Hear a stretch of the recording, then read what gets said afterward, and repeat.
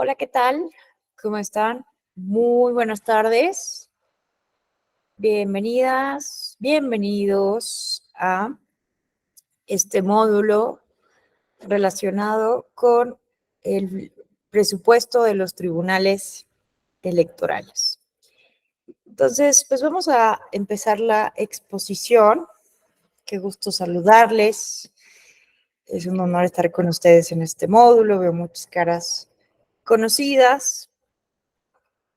Y bueno, quienes no he tenido el placer de conocerles, de estar en otra actividad académica, me presento brevemente. Mi nombre es Alejandra Tello y soy profesora investigadora de la Escuela Judicial Electoral.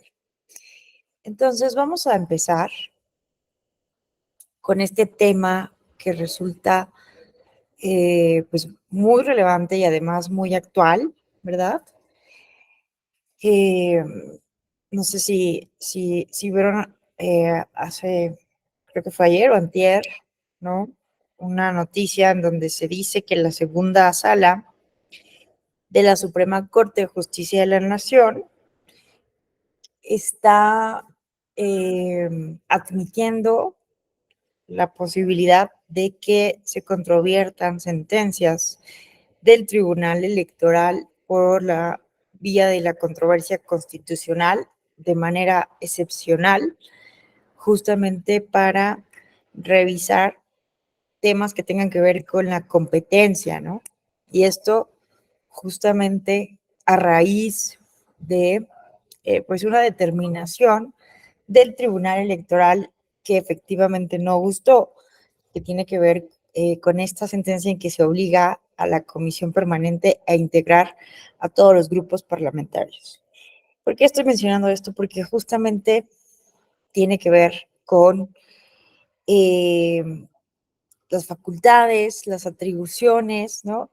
Por ejemplo, del Tribunal Electoral que justamente le entró también al caso del, bueno, aquí lo que se cuestiona en esto que les estoy comentando, que ya tendrá que determinar en su momento la primera sala, lo cierto es que la Constitución establece con toda claridad que el Tribunal Electoral es la máxima autoridad jurisdiccional en la materia electoral, con excepción de las acciones de inconstitucionalidad. Entonces, bueno, habrá que esperar. Lo cierto es que aquí lo que se está cuestionando es la competencia expresa del tribunal para resolver temas que entran en la línea muy delgada con el derecho parlamentario.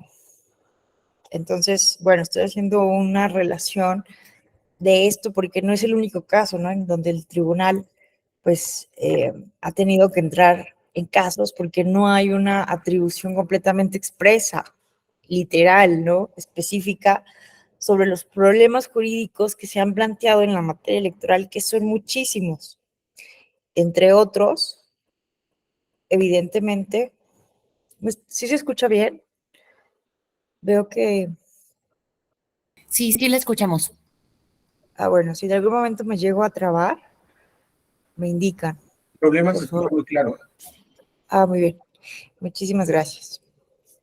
Bueno, entonces, les comentaba, ¿no? Que el problema es justamente que no en todos los casos el legislador pues prevé todos los supuestos, los problemas jurídicos que justamente la materia electoral ha generado a partir, ¿no? de ya la aplicación real de la ley, la vida real, la política real, las elecciones.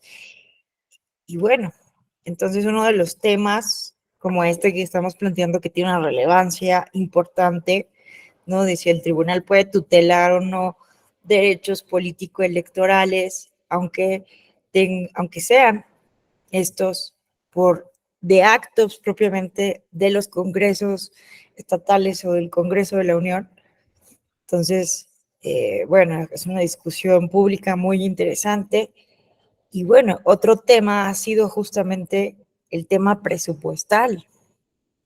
porque justamente después de la reforma de 2014, recordemos que pues anterior a esta reforma de 2014, los tribunales electorales formaban parte del Poder Judicial de los estados, ¿no? A nivel estatal.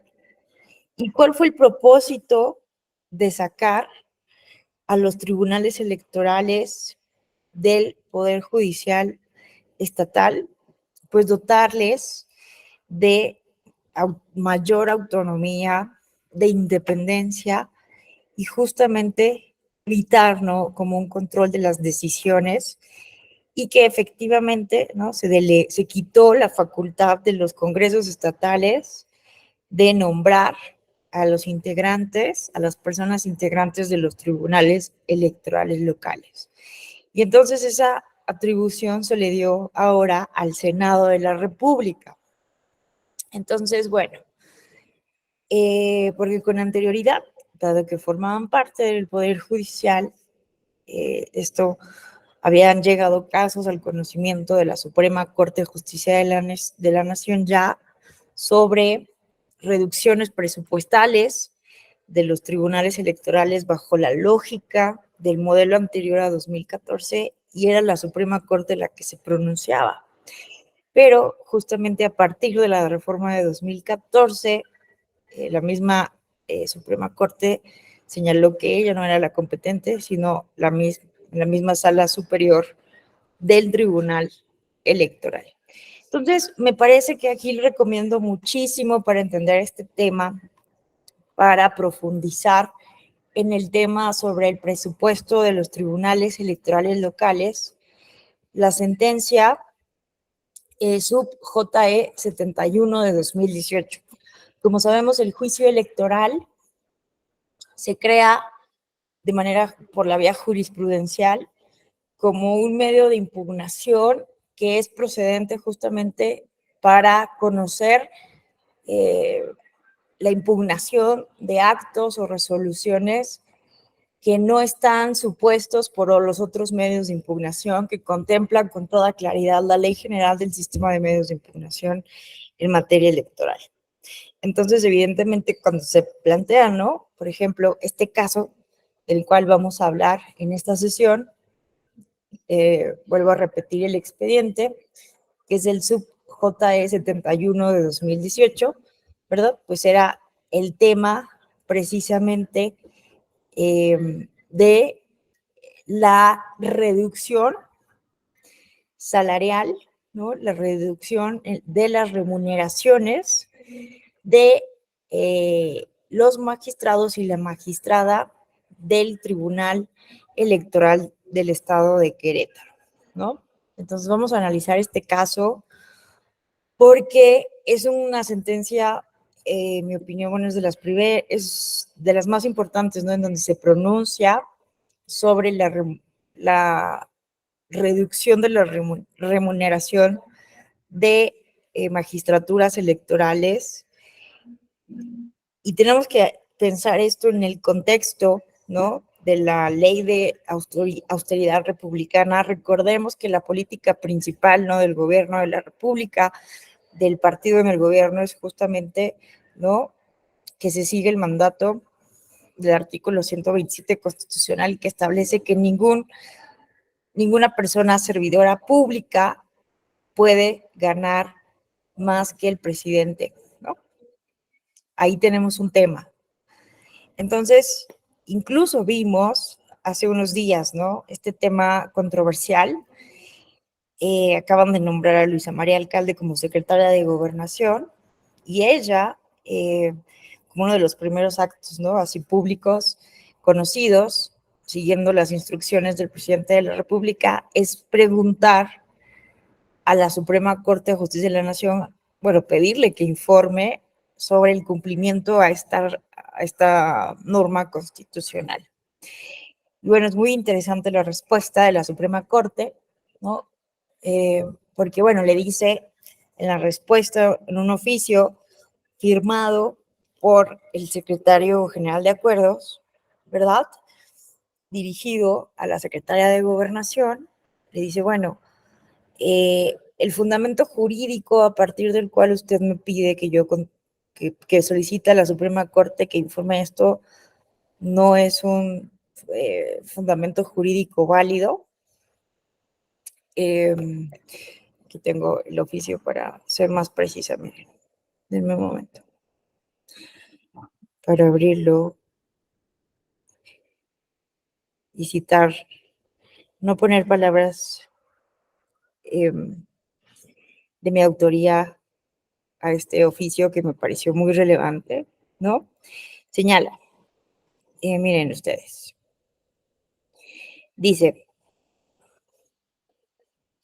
habida cuenta de que el artículo 27, fracción séptima, en relación con el artículo primero de la Ley Orgánica de la Administración Pública Federal, es vinculante únicamente a las dependencias y entidades que le integran en términos de lo dispuesto en los artículos 40 y 90 de la Constitución General, que prevén la división de poderes, así como la integración y funcionamiento de aquella. Bueno, en resumen dice, no, esto no es el fundamento jurídico para que la Secretaría de Gobernación realice una petición de esta naturaleza a la Suprema Corte de Justicia de la Nación.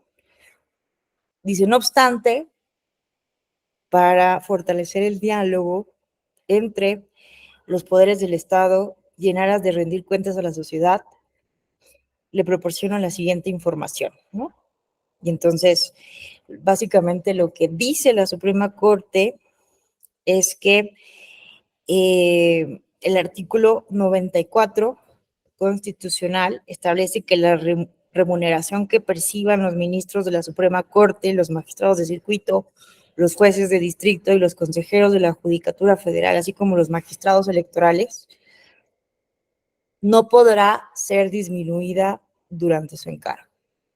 Que esto me parece fundamental tenerlo en cuenta porque, pues básicamente en el diseño de la judicatura, no solamente de México, sino de muchos países, justamente una de las cuestiones fundamentales ha sido el diseño de garantías judiciales de quienes ejercen la función de las magistraturas, de estos cargos tan importantes. ¿Por qué no? Porque se requiere contar con autonomía e independencia, ¿no? Y la autonomía no solamente es la capacidad de tomar decisiones sin subordinación a otros poderes o entes del Estado. También hay una vertiente de la autonomía que es la autonomía presupuestal, ¿no? Que justamente implica la posibilidad de que sean estos órganos independientes, diferenciados de los otros poderes o los organismos constitucionales autónomos, ¿cierto? Quienes tengan la capacidad propia de poder proyectar, proponer su propio presupuesto, ¿no? Y bueno, esta forma es una forma de garantía judicial, que bueno, es que esto se ha discutido por muchísimo tiempo también de manera teórica, ¿no? ¿Cómo hacemos? Es una pregunta que se hace desde hace muchísimos años, ¿no? Desde muchos siglos. El mismo James Madison. Bueno, sí, ya por fin logramos constituir formas, instituciones que nos permiten autogobernarnos, pero ahora que ya instalamos representantes populares, ¿cómo hacer para vigilar a esos vigilantes? ¿No? Entonces, es un problema eterno en la filosofía política, en la filosofía jurídica. ¿Cómo hacemos para controlar? ¿Cómo hacemos para promover que exista una institución, un poder, como el Poder Judicial, que sea independiente, que sea autónomo, que los jueces, las juezas resuelvan conforme a derecho y no conforme a presiones externas, no conforme a amenazas, presiones económicas, etcétera? Pues bueno, históricamente, ¿no? No solamente en México, sino en otras jurisdicciones, justamente se ha planteado la autonomía presupuestaria, por un lado, y también la imposibilidad, por ejemplo, de que se reduzca el presupuesto respecto de los años anteriores, y otro tema, que no se pueda reducir los salarios, las remuneraciones de los jueces cuando están en el ejercicio del cargo, ¿no? ¿Y esto por qué es? Pues tiene muchísimos propósitos, ¿no? Evidentemente, si tú simplemente pongámoslo, aterricémoslo a pues un caso hipotético, ¿no? Desde nosotros mismos, si nosotros fuéramos jueces y juezas y estamos constantemente sabiendo, ¿no? Con una amenaza de que si tomamos una decisión que no favorece al partido en el gobierno, estamos arriesgando a que nos disminuyan el salario, el sueldo.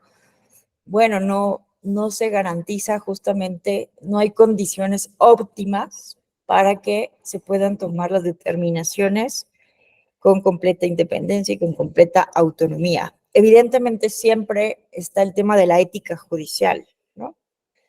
Un jueza íntegra, en teoría, ¿verdad?, no tendría que importar las coacciones, las amenazas, tendría que seguir en todos los casos, siempre sí o sí, resolviendo conforme a derecho. Pero evidentemente estamos hablando de la naturaleza humana, por algo que tenemos instituciones, por algo tenemos al Estado, e insisto, es la problemática planteada por James Madison, cómo controlamos a los que controlan. Entonces, son mecanismos, principios que se han estado diseñando en los diferentes estados constitucionales, ¿no? Y que justamente tienen que ver con garantizar la autonomía, la independencia y la autonomía presupuestal en ese sentido. Entonces es vital, ¿no? Como una de las garantías judiciales para pues tener mayor probabilidad efectivamente de contar con una justicia sólida, independiente, pronta, efectiva, ¿no? Entonces esto es bien relevante, porque no se trata, por ejemplo, en el tema de las remuneraciones de las personas ministras o ministros o de las magistraturas electorales de los tribunales electorales locales, no se trata solo de garantizar en lo individual, en el plano de los derechos individuales, a las magistraturas electorales que tengan esa remuneración, sino que también es una cuestión colectiva. Así lo ha reflexionado tanto la Suprema Corte de Justicia de la Nación como el Tribunal Electoral, en el sentido de que garantizando una autonomía presupuestal, también se está buscando garantizar un interés público, no solamente el interés privado de estos jueces, de estos ministros, sino el interés público en el sentido de que se busque promover una justicia independiente, imparcial, autónoma. Bueno, entonces vamos a analizar este caso que les comentaba. Bueno, ya no terminé de comentar. Entonces, la respuesta de la Suprema Corte de Justicia de la Nación establece, ¿no?, lo que decíamos, que se establece desde el artículo 94 constitucional que no puede ser disminuida las remuneraciones durante el encargo. Asimismo, establece el artículo 123 constitucional que el principio de que a trabajo igual corresponde salario igual. Y aquí se hace alusión a que las percepciones que reciben los ministros de la Suprema Corte de Justicia de la Nación no pueden ser diferenciadas ni pueden ser disminuidas por actos provenientes de los otros poderes, ¿no? Sin embargo, aquí lo que dice la Suprema Corte es que ello no impide que en ejercicio de su independencia y autonomía de gestión presupuestal, la misma Corte ejerza una autorregulación de las remuneraciones de sus integrantes bajo los principios de eficiencia, eficacia, economía, transparencia y honradez que la propia Constitución establece. Entonces, se está informando aquí que el Pleno de la Suprema Corte de Justicia de la Nación acordó como medida de racionalidad del gasto público que las remuneraciones de los 11 ministros serán disminuidas en un 25% respecto a las percibidas por el ejercicio fiscal 2018. Entonces, aquí hay que resaltar algo, ¿no? Lo que está diciendo entre líneas aquí la Suprema Corte a través de el secretario general de Acuerdos, que es Rafael Coello Cetina, es que otro poder no puede ordenarle al Poder Judicial, a la Suprema Corte de Justicia de la Nación, que se reduzca el sueldo, por un lado. Y además, no se puede reducir el salario de los jueces, juezas, magistraturas, durante el periodo de su encargo. La Corte Suprema de Estados Unidos, por ejemplo, ha establecido que se puede hacer, pero antes de que tomen posesión de los cargos, no ya cuando las personas, los jueces, están ejerciendo la función pública, porque eso es realmente un riesgo muy grande para la independencia judicial. Y además, pero sin embargo, ¿no? Más bien, sin embargo, están diciendo aquí que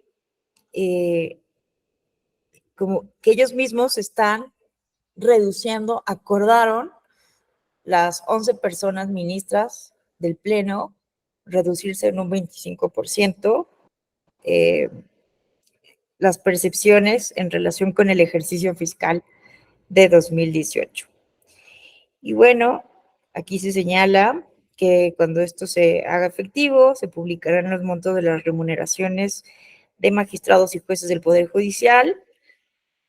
Y bueno, ¿qué más se establece de manera relevante? Bueno, se establece además que la Suprema Corte, esto es muy relevante en su carácter de máximo intérprete de la Constitución, ha emitido pronunciamientos en torno al contenido y alcance del numeral 127 al resolver la acción de inconstitucionalidad 105 de 2018 y su acumulada 108 de 2018, fallada por el Tribunal del Pleno el 20 de mayo de 2019. Bueno, en esta sentencia se determinó que lo establecido del artículo 127 constitucional, que una remuneración no solo se integra por un salario bruto, bueno, quise hacer unas aclaraciones, ¿no? De lo que es el salario efectivo, pero lo relevante aquí es que la Suprema Corte declaró la invalidez de diversos artículos de la Ley Federal de Remuneraciones de los Servidores Públicos, ya que aquí está lo relevante, ya que el Poder Legislativo no estableció parámetros objetivos para fijar remuneraciones que garanticen las características que exige dicho numeral constitucional, empezando por la del presidente de la República, lo que influye en todo el sistema de remuneraciones, porque su remuneración es el referente máximo para la determinación del resto de salarios del servicio público, permitiendo con ello una discrecionalidad con potencial de afectación a la eficacia y calidad de la función pública. Bueno, entonces es una cuestión, como sabemos, muy polémica, pero en ese contexto también, pues hemos visto también en los últimos años que ese escenario que estamos observando a nivel federal también está replicando en las entidades federativas. Aunque no es novedoso, no es novedoso los casos en donde justamente se busca mermar la independencia judicial o la autonomía judicial justamente a partir del presupuesto, ¿no? Han habido casos, como les mencionaba, alrededor de los años, algunos conocidos, bueno, antes de la reforma de 2014 por la Suprema Corte y posterior a la reforma de 2014 por el tribunal. Pero justamente este caso del que vamos a hablar, que tiene que ver con el Tribunal Electoral del Estado de Querétaro, ya se da en el contexto de este mandato, justamente de que ningún servidor público puede ganar más que el presidente de la República. Y bueno, lo que establece también, ¿no?, la normativa del Estado de Querétaro es que pues nadie puede ganar más que el gobernador del Estado. Entonces, ¿cuál fue el problema? ¿Cuál fue la litis de este asunto?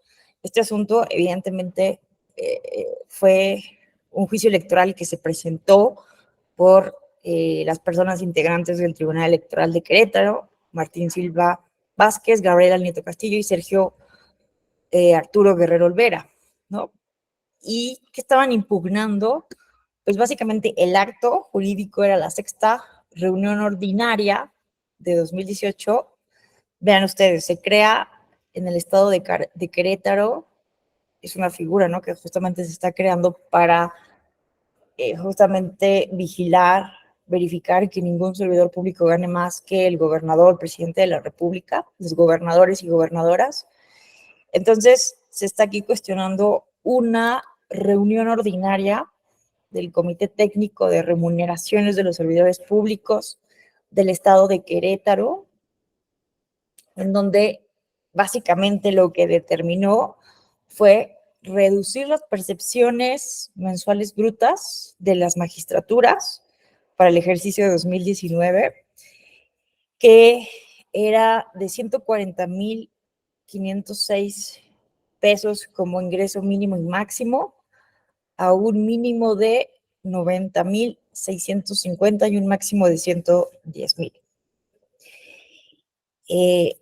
O sea, vean esto, es un comité técnico integrado por los tres poderes del estado de Querétaro, pero sin tomar en cuenta al Tribunal Electoral. No hay representación en ese comité del Tribunal Electoral local y justamente aprueba las remuneraciones de todos los servidores públicos del estado de Querétaro, entre ellos el de las magistraturas electorales, con una reducción, ¿no? Al salario que ya tenían, evidentemente. Y bueno, entonces esto es lo que está aquí impugnándose. Se quería bueno, algo relevante, ¿no? Justamente que se discute en esta sentencia es la competencia, ¿no?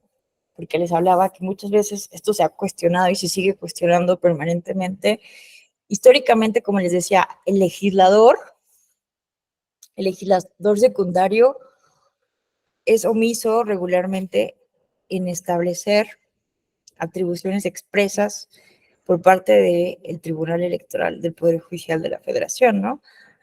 Por ejemplo, algo muy sabido, ¿no? Que cuando se publica la Ley General del Sistema de Medios de Impugnación en materia electoral, pues no se contempló que el JDC fuera procedente para conocer de presuntas violaciones a los derechos políticos de las militancias. Entonces, fue a partir de interpretación jurisprudencial, ¿no? Que el tribunal, a partir, ¿no? En los primeros años de considerarse como un tribunal constitucional, aunque después vino un freno por la Suprema Corte que le dijo, tú no puedes interpretar la Constitución en ese periodo que Mara Gómez llama periodo de guerra entre las cortes, que pareciera que estamos hoy en día ante un escenario similar, por lo que le estaba comentando, de lo que se aprobó hace unos días por la segunda sala de la Suprema Corte de Justicia de la Nación. Y entonces, lo que hizo el tribunal en los primeros años es decir, bueno, yo tengo la atribución de tutelar los derechos político-electorales y lo que dice la Ley General del Sistema, bueno, la ley procesal, la ley exime, ¿verdad? Como le decimos las personas electoreras, ¿cierto? A nuestra ley procesal, pues no podemos, lo que dice la ley es que el JDC, además de todos los supuestos de procedencia, aplica en contra de cualquier acto de autoridad que viole los derechos políticos electorales. Entonces, el problema es que se consideró en un inicio con una interpretación muy, pues se estaba generando, ¿no? Nuestro derecho electoral, una interpretación muy legalista, formalista, que los actos de los partidos políticos no eran actos de autoridad, que los partidos políticos no eran autoridades, como que no había esa concepción, no se había aterrizado cómo teníamos que entender la naturaleza jurídica de los partidos políticos, porque sí son entidades de interés público, reciben financiamiento público, pero decían, pues no podemos decir que son autoridades electorales y por eso sus actos emitidos no pueden ser tutelados por el JDC. Entonces fue un proceso que duró años. Primero se desarrolló el control indirecto, ya después le entró directamente a conocer normativa partidista para tutelar derechos partidistas, pero básicamente es el tribunal, por una interpretación jurisprudencial, que le entra a conocer por el JDC violaciones de derechos de militancias partidistas, hasta que el legislador lo pone expresamente en 2007, ¿no? Y reconoce esta atribución del Tribunal Electoral y después de la condena parcial, ¿cierto?, de la Corte Interamericana de Derechos Humanos en el caso Castañeda Gutmann, pues le devuelve al Tribunal Electoral ya el legislador la atribución, la facultad del control difuso de constitucionalidad. Entonces, bueno, esto es un ejemplo, pero esto sigue estando en controversia, ¿no? Y recordemos también la reforma, bueno, la iniciativa que habían presentado los presidentes, los líderes de todos los grupos parlamentarios, con excepción de Movimiento Ciudadano, para restringir justamente las atribuciones del tribunal, para conocer temas, resolver temas relacionados con acciones afirmativas y con actos de justicia intrapartidaria. Entonces, como ustedes pueden ver, no es un tema menor, es un tema que, si analizamos la historia de la justicia electoral, ha estado siempre presente, hasta dónde pueden llegar las autoridades electorales para conocer pues todas las violaciones a la legalidad, constitucionalidad, convencionalidad de los principios, ¿no? Las reglas relacionadas con los procesos electorales. Entonces es algo que siempre ha estado ahí, porque evidentemente el legislador no contempla todas estas posibilidades. Y bueno, entonces viene la reforma de 2014 y se plantea, ¿no?, este caso a través de un juicio electoral. Y entonces el tema de la competencia, puede justamente el tribunal entrarle a conocer temas presupuestarios de los tribunales electorales. Y bueno, lo que dice en resumen aquí Sala Superior es que sí, porque no solamente, como señalan las personas impugnantes, no solamente está en juego el derecho político electoral de los magistrados y magistrada electoral a integrar una autoridad electoral, que eso es un derecho político electoral autónomo, digámoslo, sino que también está en juego principios constitucionales tan relevantes como la autonomía y la independencia judicial, que son principios fundamentales también de la materia electoral, ¿no? Entonces, esto es importantísimo, ¿no? Porque no solamente, bueno, no solamente, como les decía, no entra solamente en la esfera individual de las personas, sino que también estamos hablando de derechos y principios constitucionales que afectan el interés público. Y bueno, entonces se establece que sí es competente el Tribunal Electoral para tutelar, ¿no?, el derecho de las magistraturas electorales a integrar el Tribunal Electoral de Querétaro, y además, desde la perspectiva de los artículos 46 y 116 de la Constitución, establece esto, ¿no? La connotación separación de poderes envuelve dos significados o técnicas de organización, ¿no? El primero refiere a las funciones del Estado, es decir, una determinada actividad o clase de actos legislativo, ejecutivo o judicial, y el segundo alude a los órganos del Estado que ejercen las diversas funciones, esto es directamente a los poderes de la Unión u otros órganos que no se hayan insertos en alguno de estos poderes, pero a los que la Constitución les asigna una función específica dentro del régimen constitucional. Bueno, en otras palabras, la posible afectación, es lo que dice aquí, la posible afectación al modelo de separación de los poderes puede ser atendido ya sea a la distribución de las funciones estatales o bien a las relaciones entre los órganos competentes para ejercerlas. Bueno, creo que esta lectura de estos párrafos no fue lo suficientemente claro, pero aquí, entonces, básicamente, lo que está señalando la Sala Superior es que se necesita, ¿no? Justamente también tutelar que no sea una invasión a la división de poderes, ¿no? Consagrada en nuestra Constitución. Bueno, además de que hay una jurisprudencia muy clara, la 3 de 2009, emitida por Sala Superior, en donde se establece que corresponde justamente a la Sala Superior del Tribunal Electoral conocer de las impugnaciones relacionadas con la integración de las autoridades electorales de las entidades federativas.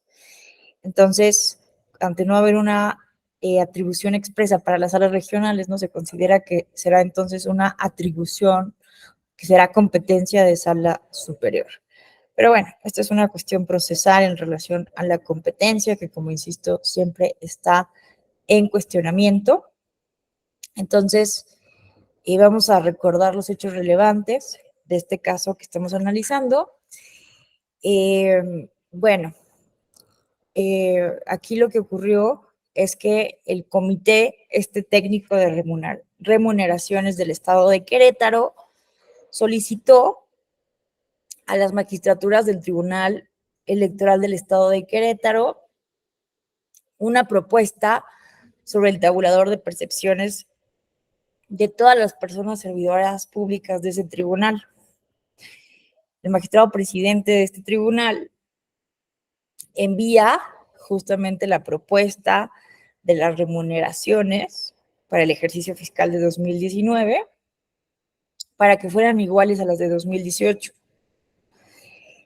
Pero bueno, el Comité Técnico de Remuneraciones no hace caso, no toma en cuenta la propuesta de tabulador del Tribunal Electoral de Querétaro y entonces aprueban otro con esta reducción que habíamos ya comentado.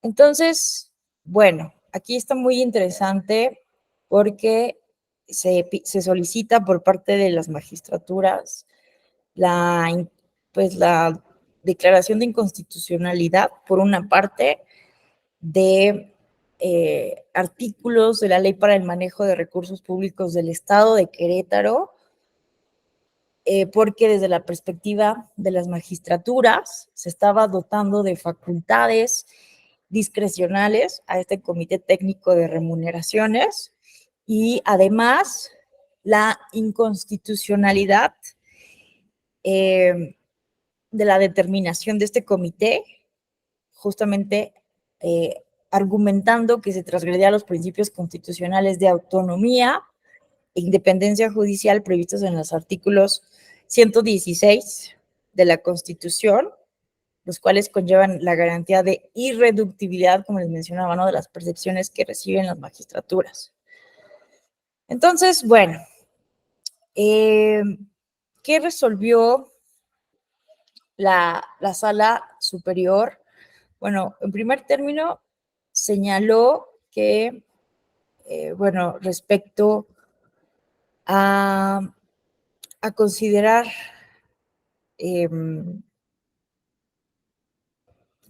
la inaplicación de la ley de remuneraciones del Estado de Querétaro era infundado, porque en realidad este comité no había fundamentado su acto de disminuir, de elaborar esta tabulación, no había fundado su determinación en esa normativa, pero sí se le da la razón a las magistraturas electorales en el sentido de establecer pues una violación al artículo 116 constitucional. Entonces, se considera fundado el planteamiento de inconstitucionalidad expuesto al haber ya que al haber facultado en la legislación local al Comité Técnico de Remuneraciones para fijar el tabulador respecto de las percepciones de los magistrados del Tribunal Electoral del Estado de Querétaro, con ello se está vulnerando la autonomía e independencia que les fue dotada a dicho tribunal. Entonces, la sentencia aquí me parece pues muy interesante, muy completa, porque justamente se explica todo esto, ¿no? Que hemos un poco ya comentado, que establece exactamente el artículo 116 constitucional, pues establece básicamente que de conformidad, ¿no? Con las bases establecidas en la Constitución Federal, las leyes generales en la materia y las constituciones y leyes de los estados en materia electoral. Vean esto, lo que dice el inciso B de la fracción cuarta del artículo 116 constitucional, que en el ejercicio de la función electoral a cargo de las autoridades electorales sean principios rectores los de la certeza, imparcialidad, independencia, legalidad, máxima publicidad y objetividad. Entonces, las autoridades que tengan a su cargo la organización de las elecciones y las jurisdiccionales que resuelvan las controversias en la materia gocen de autonomía en su funcionamiento e independencia en sus decisiones, ¿no? Entonces, está claro, ¿no? La pregunta aquí es, ¿cómo un órgano jurisdiccional va a ser autónomo en su funcionamiento e independiente en sus decisiones, como lo mandata con toda claridad el artículo 116? ¿Cómo va esto a ser posible cuando hay un órgano que no está tomando en cuenta la autonomía con la que cuentan los tribunales electorales locales y les está recortando el presupuesto público, ¿no? Que esto es un hecho que hemos visto no solo en los tribunales electorales, sino también en los OPLES. Esta reducción presupuestal con un argumento de buscar la austeridad republicana, ¿no? Buscar mayor eficiencia en el gasto de las autoridades electorales y muchas de las veces, ¿no? Sin tener un diagnóstico claro, simplemente, muchas veces también hay un gran desconocimiento de todo lo que implica la función electoral, también a nivel local. Y bueno, no es algo novedoso el hecho justamente, ¿no? De que pues uno de los propósitos del plan A, ¿verdad? Antes del plan B, era justamente eliminar a los tribunales electorales locales y a los OPLES, ¿no? Los institutos electorales locales, los organismos públicos electorales, porque hay un prejuicio muy grande, desde mi concepción, un desconocimiento muy grande de las funciones tan importantes que realizan tanto los tribunales electorales locales como los OPLES, que no hacen ni las juntas distritales ni las juntas estatales del Instituto Nacional Electoral, ¿no? Que bueno, es que esto viene también, ¿no? De todo lo que ha sido la reforma de 2014, la nacionalización de muchas de las tareas electorales, como fue primero, ¿no? Desde 2007, radio y televisión, después, con 2014, la fiscalización, la geografía electoral, la capacitación, ¿no? Y que hizo un cambio en la distribución de competencias, ¿no? Entonces, pues ha venido un prejuicio muy grande de que el Instituto Nacional Electoral ya hace todo, entre comillas, porque evidentemente esto no es verdad. Dejando, existiendo los OPLES nada más, sin ninguna utilidad práctica, ¿no? Eso es lo que se argumentaba. Entonces, pues se planteaba una reforma constitucional para crear un INEC, ¿no se acuerdan? Un Instituto Nacional que organizara todas las elecciones en todo el país, desde la Ciudad de México, una locura. Además, a mí me parece que es contrario al federalismo de nuestro país, bueno, podemos tener opiniones diferentes, la opinión de una servidora, se vale estar en desacuerdo, pero a mí me parece eso, ¿no? Que va contrario a la lógica del federalismo electoral.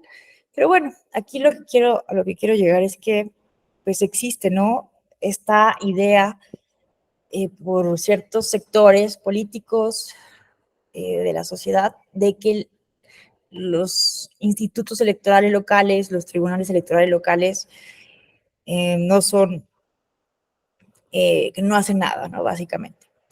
Entonces, pues ha venido también estos intentos, no se pudo desaparecerlos con una reforma constitucional, entonces se intentó el plan B, que se invalidó por vicios al procedimiento legislativo, y entonces lo que se ha venido haciendo mucho es esto, ¿no? A partir de los presupuestos, cortar, ¿no? Poner en aprietos a las autoridades electorales. Entonces, pues bueno, ¿qué más podemos decir? También es relevante tomar en cuenta lo que establece con toda claridad el artículo 105, párrafo primero de la Ley General de Instituciones y Procedimientos Electorales, que señala claramente respecto al tema de la autonomía administrativa de los tribunales electorales de los estados, que señala el artículo que, lo voy a leer textual, las autoridades electorales jurisdiccionales locales son los órganos jurisdiccionales especializados en materia electoral de cada entidad federativa que gozarán de autonomía técnica y de gestión en su funcionamiento e independencia de sus decisiones y deberán cumplir sus funciones bajo los principios de certeza, imparcialidad, objetividad, legalidad y probidad. Bueno, entonces, no es una cuestión menor el tema de la autonomía presupuestal, la autonomía técnica y de gestión, la independencia judicial. En la misma sentencia se hace referencia a lo que establece, pues también los tratados, las convenciones internacionales, que dice, por ejemplo, la Declaración Universal de los Derechos Humanos, que toda persona tiene derecho en condiciones de plena igualdad a ser oída públicamente y con justicia por un tribunal independiente e imparcial, ¿no? El Pacto Internacional de los Derechos Civiles y Políticos también establece en el artículo 14 que todas las personas son iguales ante los tribunales y cortes de justicia. Y toda persona tendrá derecho a ser oída públicamente y con las debidas garantías por un tribunal competente, independiente e imparcial establecido por la ley en la substantación de cualquier acusación, ¿no? Etcétera. Y vean, la Convención Americana sobre Derechos Humanos establece en el artículo 8 sobre las garantías judiciales lo mismo, ¿no? Que toda persona tiene derecho a ser escuchada, oída en un plazo razonable por un juez o un tribunal independiente e imparcial, ¿no? Y vean, aquí también la Organización de las Naciones Unidas se pronunció sobre el tema de la independencia de la judicatura expresamente en el 7º Congreso de las Naciones Unidas sobre prevención del delito y tratamiento del delincuente celebrado en Milán en 1985, ¿no? Y confirmados por la Asamblea General en sus resoluciones del noviembre y diciembre del 85. Entonces aquí básicamente se establecen las diferentes características de la independencia judicial, ¿no? La independencia de toda judicatura debe ser garantizada por el Estado y proclamada por la Constitución o legislación del país. Bueno, déjenme proyectarles esto para que lo vean ustedes.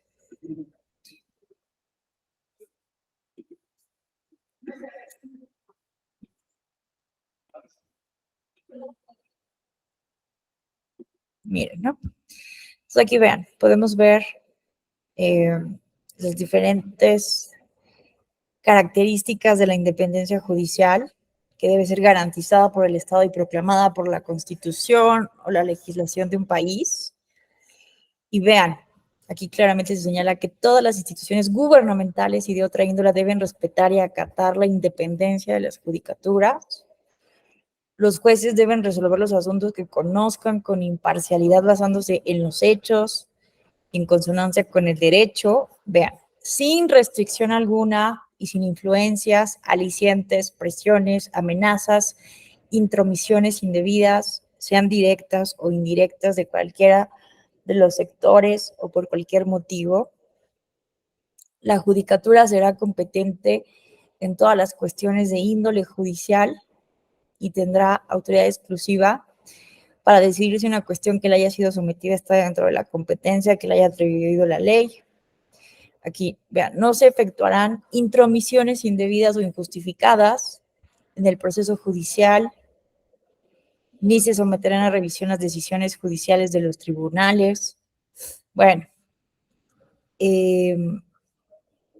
vean, aquí está esto, el número 7, vital.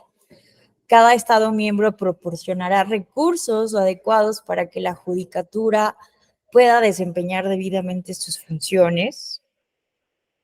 Y vean, ¿no? Las personas seleccionadas para ocupar cargos judiciales deben ser personas íntegras e idóneas, deben de tener la formación y las calificaciones jurídicas apropiadas. Esto también es fundamental y debemos de seguir trabajando permanentemente en todos los estados constitucionales para garantizar esto. Además, ¿no? El tema de la carrera judicial, que también es fundamental. Pero vean, condiciones de servicio e inamovilidad. La ley también debe garantizar la permanencia en el cargo de los jueces por los periodos establecidos, su independencia y su seguridad, así como una remuneración, pensiones y condiciones de servicio y de jubilación adecuadas. Se debe garantizar la inamovilidad de los jueces. Y bueno, también, ¿no? Esto no quiere decir que no estén controlados, que no puedan ser objetos de sanciones y objetos de remoción o separación del cargo. También se habla, ¿no? De las medidas disciplinarias, suspensión o separación de los jueces. Entonces, bueno, acá les quiero enseñar, por ejemplo, que la OEA tiene una metodología de observación electoral a la justicia electoral, que es un manual que usamos personas que vamos a analizar, por ejemplo, la justicia electoral en países de América, cuando es invitada a la OEA a hacer observación electoral. Y es muy interesante porque aquí es una metodología para evaluar la justicia electoral, básicamente. Y es interesante porque pues este manual se realizó con la OEA, con colaboración del Tribunal Electoral del Poder Judicial de la Federación, ¿no? Porque pues sí es algo muy relevante que la justicia electoral mexicana es de las más avanzadas de América Latina, ¿no? Es un referente. Obviamente tenemos muchas áreas de oportunidad, siempre hay que ser autocríticos, evidentemente, no tenemos una justicia electoral perfecta, pero pues es relevante que este manual para observar la justicia electoral en las misiones de observación electoral justamente está construido con pues la asesoría de el trabajo, ¿no? De este tribunal electoral. En fin, lo que les quiero aquí mostrar son justamente la metodología que entonces la OEA revisa cada vez que hay una elección en relación con la justicia electoral. Entonces, miren, vámonos acá más abajo, porque les quiero mostrar justamente, ¿no? Cómo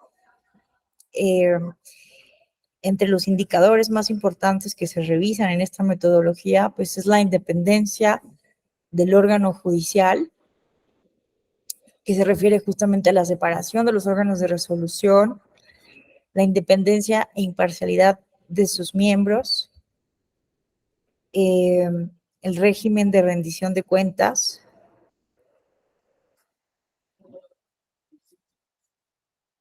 Espérenme, es que quiero llegar al tema del presupuesto.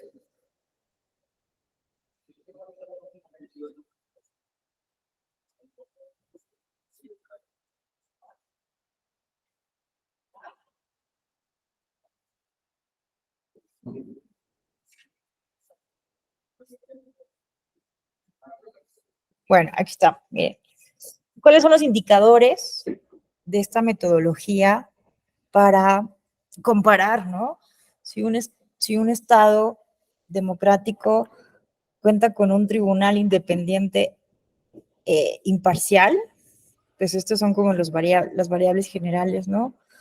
¿Cómo se integran esos tribunales electorales o los órganos que en los países que se observan resuelven las impugnaciones electorales? Porque no en todos los países de América Latina se sigue, por ejemplo, el modelo dual de autoridad electoral, que es el que tenemos en México, ¿no? Es decir, tenemos, ¿por qué es dual? Porque tenemos una especialización. Hay un órgano que se encarga de la función administrativa y hay otro órgano que se encarga de la función jurisdiccional, ¿no? Entonces es un modelo dual.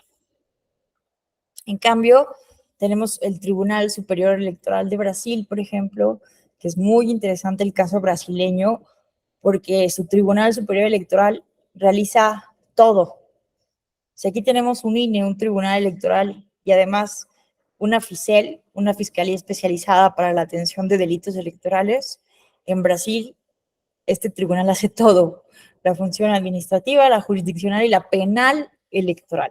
Imagínense la complejidad de eso para un país con 150 millones de electores. En fin, entonces, miren, por ejemplo, ¿qué implica la integración? Pues un proceso adecuado, ¿no? Que se escojan estas personas con concursos de oposición, tomando en cuenta el mérito, la capacidad. Pero vean, lo que les quiero aquí mostrar es esto de la autonomía. Un aspecto esencial para garantizar la independencia institucional de la autoridad judicial electoral es que no dependa, aquí está, del financiamiento otorgado por otros poderes o entidades y que cuente con recursos suficientes para el desempeño adecuado de sus funciones. Esto solo es un ejemplo de una metodología, ¿no? De un organismo internacional, pero esto se replica en muchos otros documentos, ¿no? En las buenas prácticas de la Comisión de Venecia, en este documento que les mencionaba de la ONU, en fin, ¿no? Es algo claro que no se puede garantizar la autonomía sin dinero, ¿no? Si por acá en la sentencia se hace referencia a una frase donde dice, bueno, ahorita la leemos, porque no quiero decirla mal. Entonces, bueno, ¿qué tenemos entonces? ¿Qué qué se establece respecto del Tribunal Electoral del Estado de Querétaro? Pues la misma Constitución de Querétaro establece, ¿no? Que este órgano debe de contar con autonomía técnica y de gestión en su funcionamiento, independencia en sus decisiones. Y bueno, entonces, aquí lo que se concluye, bueno, se cita otros casos, ¿no? El caso que les decía de la Suprema Corte de Justicia de la Nación, en donde también se habla específicamente de la importancia de la independencia y la autonomía y de los presupuestos de las entidades federativas. Pero bueno, al final del día, para no detenernos tanto, esto me parece fundamental porque se establecen 3 grados de prohibiciones dirigidos a los órganos o poderes de un mismo ámbito para que se respete el principio de división funcional de competencias. Vean, esto me pareció muy interesante, la no intromisión, la no dependencia y la no subordinación. ¿Qué significa esto? Que para medir, ¿no?, la autonomía funcional de los órganos que tienen diferentes competencias atribuidas desde el Estado, ¿cierto? Bueno, que no te puedes intrometer, ¿no? Es el grado más elemental de la violación al principio de división funcional de competencias, pues para actualizarse basta que uno de los órganos de autoridad se inmiscuya o se entremeta en una cuestión que por ser propia de otro le sea ajena. La dependencia, cuando un órgano de segundo nivel de violación del principio de división funcional de competencias, la cual representa un grado mayor de intromisión, puesto que implica la posibilidad de que el órgano de autoridad dominante impida al órgano dependiente que tome decisiones o actúe autónomamente. Y vean, el grado más grave justamente de inmiscuirse, ¿no?, en los asuntos de otro órgano, es la subordinación, que se traduce en el tercer y más grave nivel de violación al principio de división funcional de competencias. Entonces, la subordinación no solo implica que un órgano esté subordinado y no pueda tomar autónomamente sus decisiones, sino que además debe someterse a la voluntad del órgano subordinante.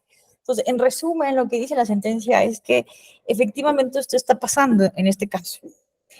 Se está viendo un caso de subordinación porque se está imponiendo a un organismo como es el Tribunal Electoral del Estado de Querétaro, que, de acuerdo con la misma Constitución de Querétaro, debe gozar de independencia y de autonomía, se le está imponiendo, se le está subordinando a lo que establece un comité de salarios de las personas servidoras públicas del Estado de Querétaro.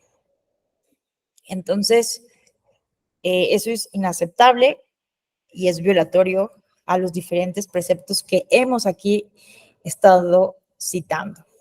Entonces, bueno, ¿qué pasa? Se revoca evidentemente este acto en donde se reduce justamente el salario de las magistraturas electorales y básicamente pues se ordena a que el Tribunal Electoral del Estado de Querétaro envíe al Congreso su propuesta de remuneración en ejercicio de esta autonomía presupuestal para que sea aprobada en el ejercicio presupuestal correspondiente, ¿no?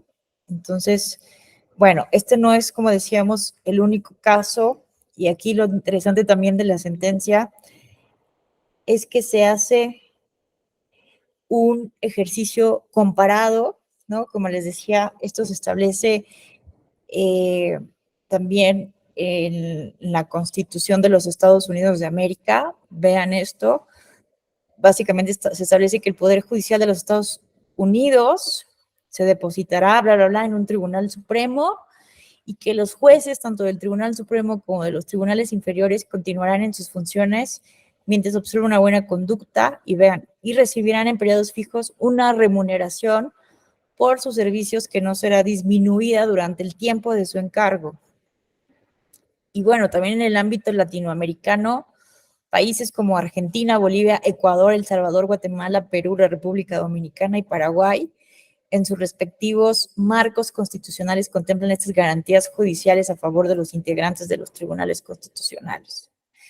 Y bueno, se hace referencia a diferentes casos, como este caso famoso, Reverón Trujillo versus Venezuela, en donde se destituye de manera arbitraria a una jueza de primera instancia del circuito judicial penal de la circunscripción judicial de Caracas en Venezuela.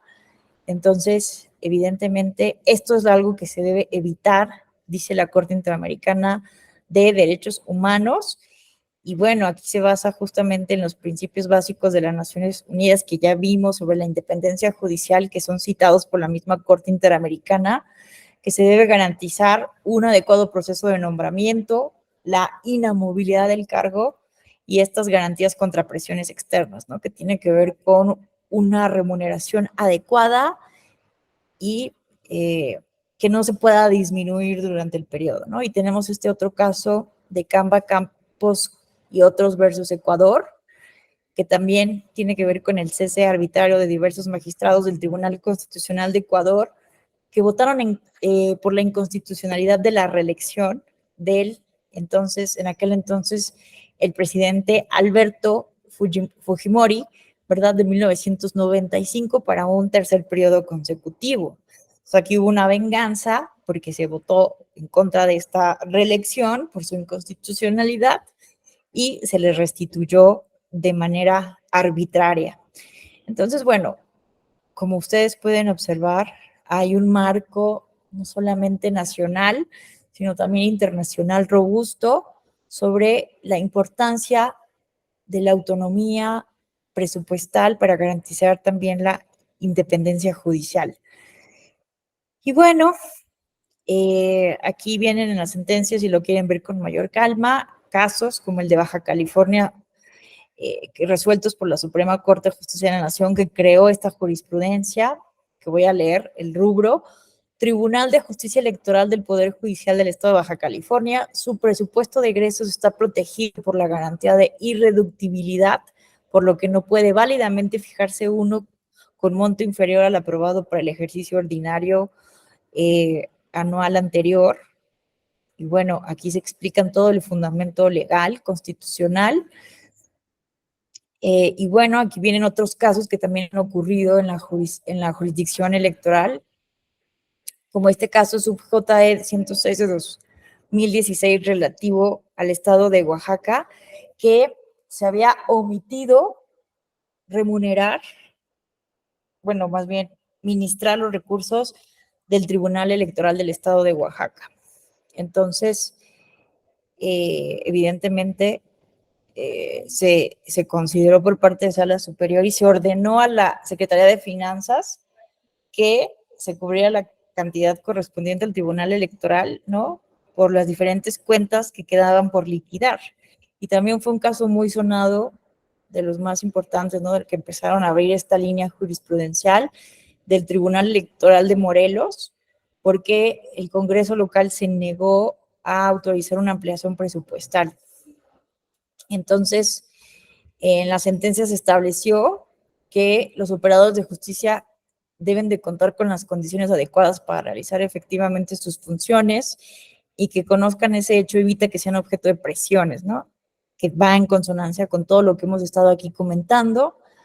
Y bueno, entonces, aquí, por ejemplo, se creó también la tesis 33 de 2018, integrantes de los consejos locales y distritales, aplicabilidad de la garantía de irreductibilidad de las dietas que perciben. En fin, entonces, esto es el caso, básicamente en términos generales. Como les decía, se aplica el caso concreto lo dispuesto en el artículo 22, párrafo 2 de la Ley para el Manejo de Recursos Públicos del Estado de Querétaro, por ser contrario a los diferentes preceptos de la propia Constitución, ¿verdad?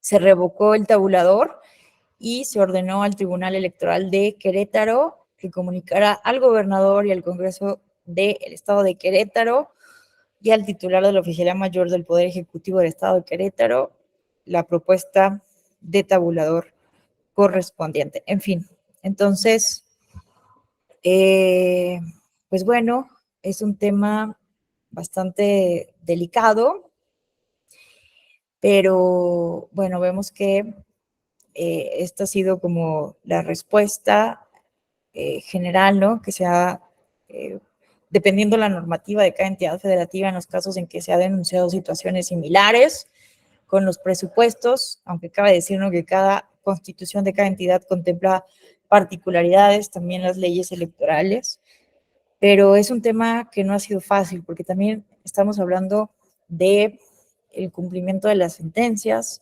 que a veces, ¿no? También eso es un tema complejo en donde hay algunas resistencias para dar cumplimiento a estas sentencias.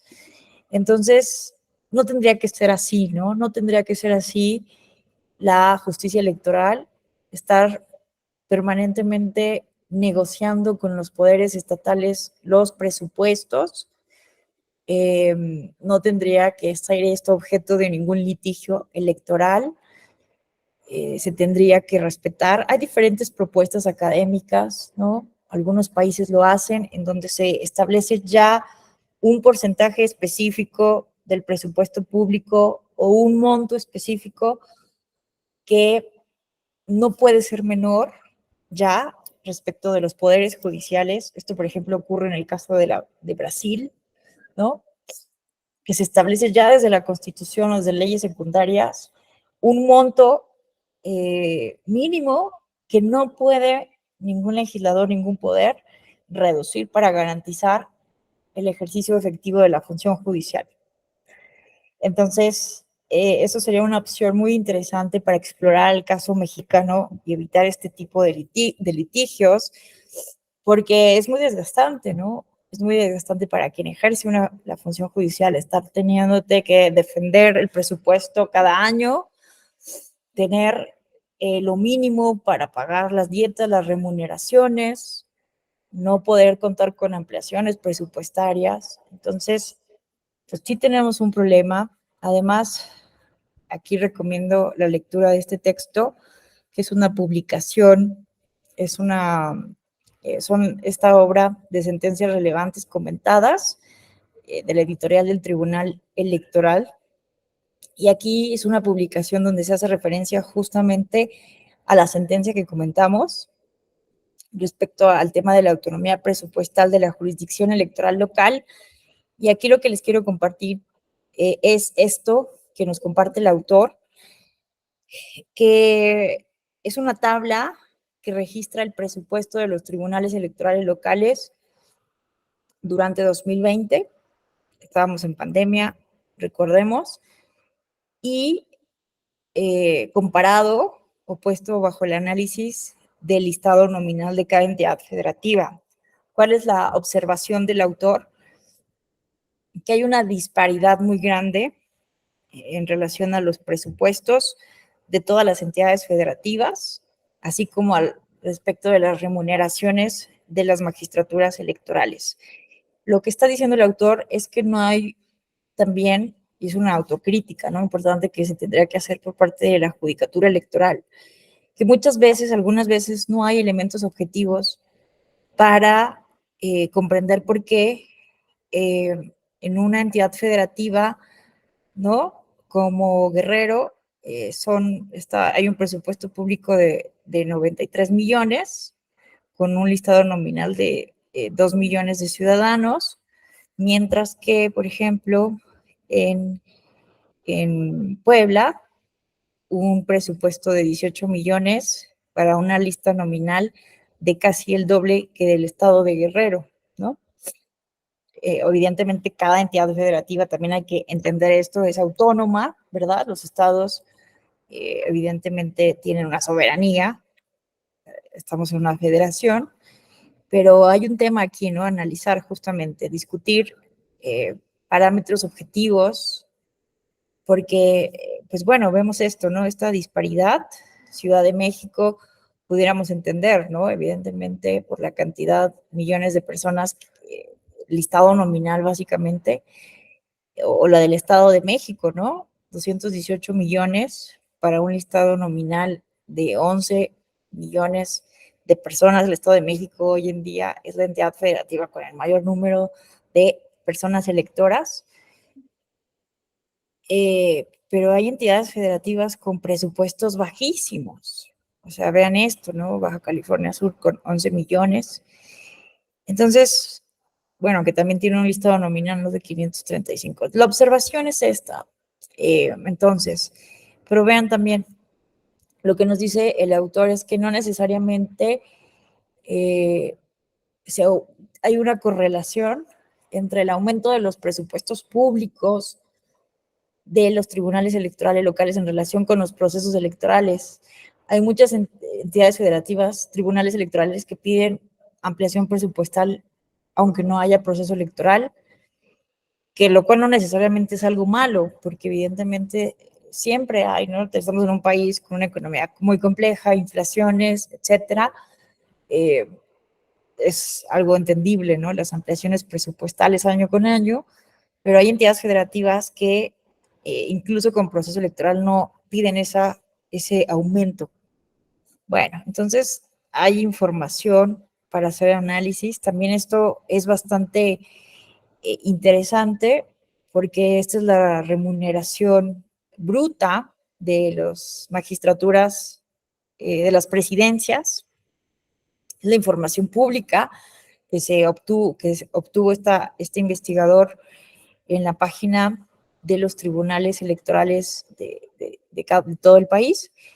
Y vean, ¿no? Por ejemplo, lo que aquí se observa es que el presidente del Tribunal Electoral del Estado de Coahuila es el que percibe la remuneración bruta más grande, aunque hay que considerar que lo bruto incluye obviamente las prestaciones y todo esto, no recibe netamente esto.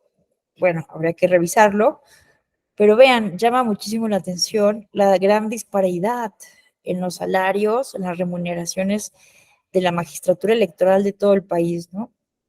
Que no tendría por qué ser necesariamente igual, pero vean, ¿no? Vamos de estos 236,000 pesos a 156,000, por ejemplo, del estado de Querétaro, que tuvo que hacer este litigio para mantener esta remuneración sin afectaciones. Y vean esto, ¿no? Que llama muchísimo la atención del Tribunal Electoral, que es del estado de Chihuahua, que tiene la remuneración más baja, de acuerdo al portal, de 27,758 pesos brutos, ¿no? Entonces, bueno, eh, es un tema complejo, estamos en una coyuntura, en un contexto muy particular. Sin embargo, hemos visto que históricamente han habido estos intentos, ¿no? No es la primera vez que ocurre en la historia, han ocurrido otras veces que los congresos o los otros poderes han intentado controlar o limitar la autonomía, la independencia judicial a partir del dinero. Esto ha sido algo históricamente, pero hoy estamos en un contexto muy particular, muy específico, donde hay una política de Estado, ¿no? Relacionada con la austeridad y con buscar que ningún servidor público gane más que el presidente de la República. Y hay un problema ahí, una polémica. Entonces, pues no estamos en un momento muy sencillo para garantizar esto, ¿verdad? La independencia judicial, la autonomía presupuestal. Eh, Hay varias opciones académicas, propuestas de reformas específicas para justamente, ¿no? Que desde la normativa se establezca un mínimo que no puede modificarse para garantizar la autonomía presupuestal. Hay que seguir discutiendo eso, su viabilidad y bueno, ¿no? Eh, es un tema en el que pues no podemos quitar el dedo del renglón porque precisamente es una de las muchas otras variables que nos aseguran, que nos siguen permitiendo pues seguir con elecciones periódicas y la renovación de los poderes públicos en nuestro país con ciertas condiciones de integridad y calidad democrática. Pues aquí yo cerraría mi exposición. Les agradezco enormemente su atención y más bien ahora abriríamos los micrófonos por si tuvieran algún comentario, pregunta, aportación que hacer. Muchísimas gracias.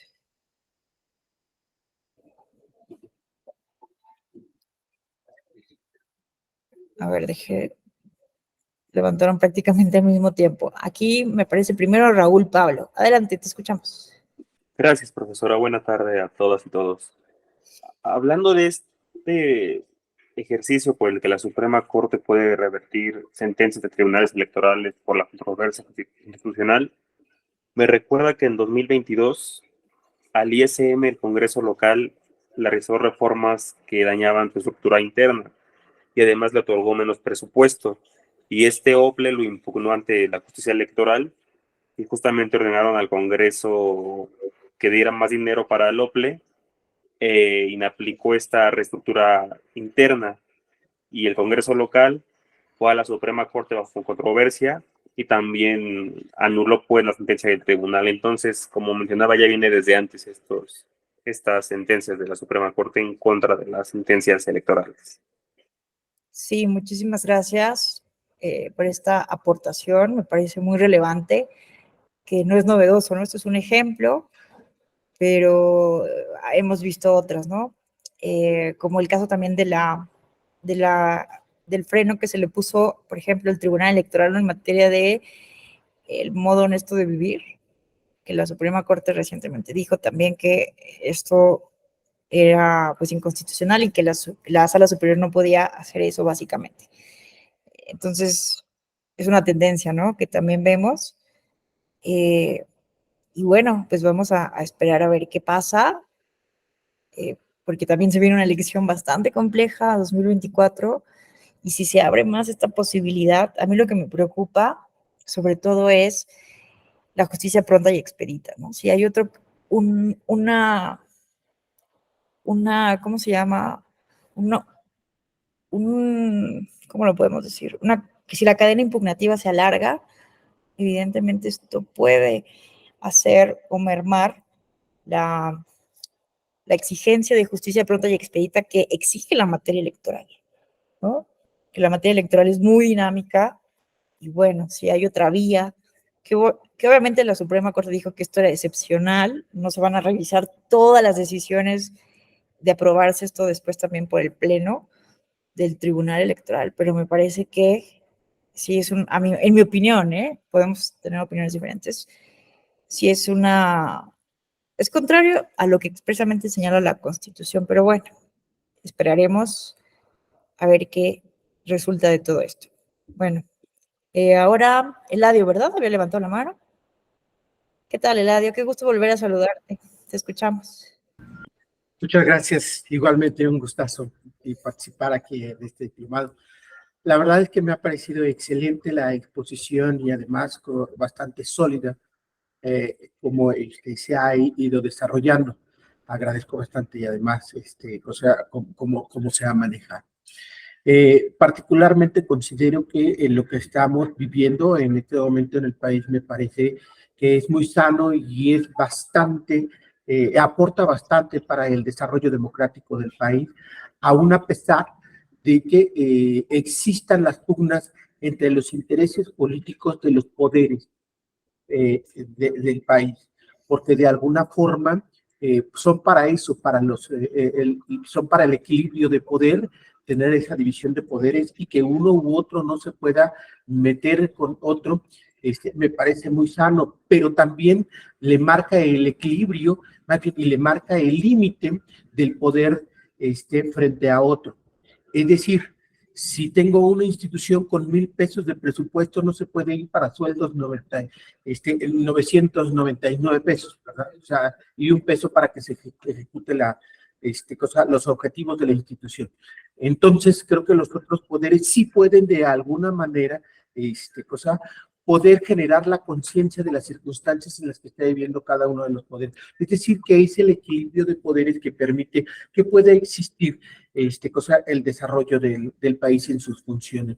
Y creo que es un momento bastante interesante, no sé si adecuado o no, a lo mejor no podría ser el adecuado por la polarización, por la forma en que se está conduciendo, pero esas filias y fobias quedarían indistintamente de ello superadas, siempre y cuando lo viéramos desde luego desde el punto de vista del desarrollo del país, y me parece que es muy, muy bueno y sano, tanto en los tribunales locales como en el Tribunal Nacional, ¿no? O sea, desde un punto de vista me parece que es bastante saludable, indistintamente de las circunstancias. Y es más, aplaudo que se lleve a cabo esas circunstancias, indistintamente de qué posición. Si no fuera por eso, o sea, ¿cómo poder contrarrestar algunos intereses particulares que pues, se pueden manifestar? Es natural, ¿no? O sea, que sí pueden llevarse a cabo bueno, yo quiero ser magistrado porque ahí se gana mucho. Por ejemplo, acabamos de ver los sueldos de los magistrados en el Estado de México. Yo soy del Estado de México. Me encantaría ser magistrado, desde luego. O sea, es más, ¿cuánto aporto para comprarle el puesto, no? O sea, ¿por qué? Porque la verdad es que es un exceso, o sea, que digo, a comparación de mi puesto burocrático, donde yo quiero ser magistrado. O sea, mi meta ahora es ser magistrado, ya vi los sueldos, ¿cómo no? cualquiera podemos tener esa ambición por eso, ¿no? O sea, claro, no me gustaría, ser el de Coahuila, ¿no? Que es muy diferente, ¿no? O en Guerrero, que cambian y están de acuerdo a las circunstancias, ¿no? O sea, pero yo creo que incluso, el permitir el mostrarlo y el conocerlo forma parte también del conocimiento, también de ponerles límites también a muchos intereses que pudieran centrarse en eso. Señora Cuarto, y agradezco bastante la oportunidad y un gustazo volver a tenerla en clase. Muchísimas gracias. Gracias a ti, Eladio. Qué amable por tus comentarios. El placer siempre es de una servidora. Volver a reencontrarnos con nuestros participantes de nuestras actividades académicas. Coincido contigo en el sentido que es sana la discusión pública. Estamos en una democracia en construcción, evidentemente. Estamos avanzando. Entonces es siempre sano discutir transparentemente, honestamente, con honestidad intelectual, ¿no? Porque a veces también eso, como lo dices, ¿no? Nos dejamos llevar por las filias, las fobias, y no estamos comprendiendo la problemática específica. Entonces yo creo que siempre hay que ver todo con un espíritu crítico, independientemente de todo, y replantearnos siempre, ¿no? ¿Por qué los magistrados, magistradas electorales ganan lo que ganan?